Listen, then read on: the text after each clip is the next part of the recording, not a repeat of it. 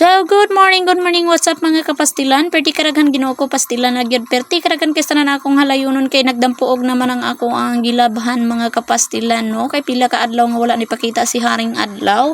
So, gipanghalay na dayon ako di ay ang ako ang mga hayahayon mga kapasilang pertigid kay tanan kadaghan so gigamitan og nako na pud na og magic time lapse. So hi tanawa di ba, sumupusing pagid ay na siya di ay. So ako na pud ang gipuli ang mga hinangir Ginoo ko natagak maning isa gituka pa sa manok og niabot di ay dayon dira si Mr.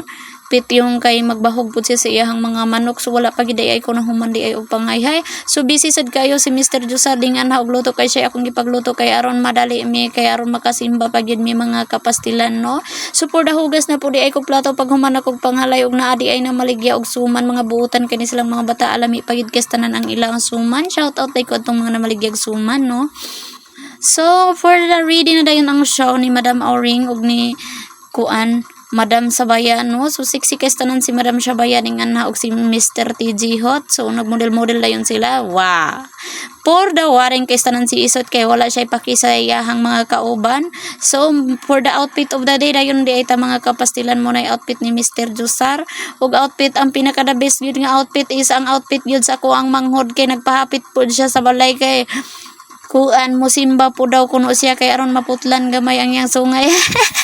Bitaw joke lang kaya aron pod makag simba siya mga kapastilan, no? So for the ready na dai mi di ay kay mularga na dayon dai mi kay mo ato mi og simbahan na.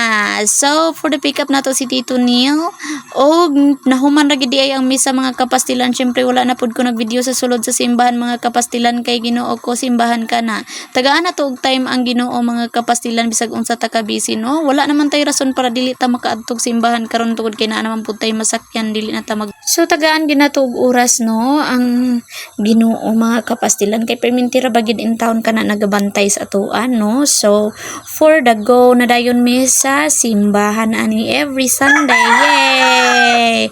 So lipay kay tanan ang mga butiki aning nga tay mga kapastilan kay tanan hunahuna ila makalaag na pud sila. So nagbihibya pud in taon na sila og nakaabot di ay si Dong Jusar. Nagbihibya pud in taon na sila sa simbahan mga kapastilan. Oh, busy kay tanan si Isot, ngisi kay tanan si Isot o kay gilabda na pud niya ang lotion. Suko na kay tanan si Maring Sabaya kay dili na siya ganahan magpapugong mga kapastilan. Unsa man na Isot nagkabulingit ka naman ana imo naman ang gikit-kit ang akong lotion. So for the reading na kaayo mi gayha pa dai nakaabot si Dong Jusar adtong time mga kapastilan.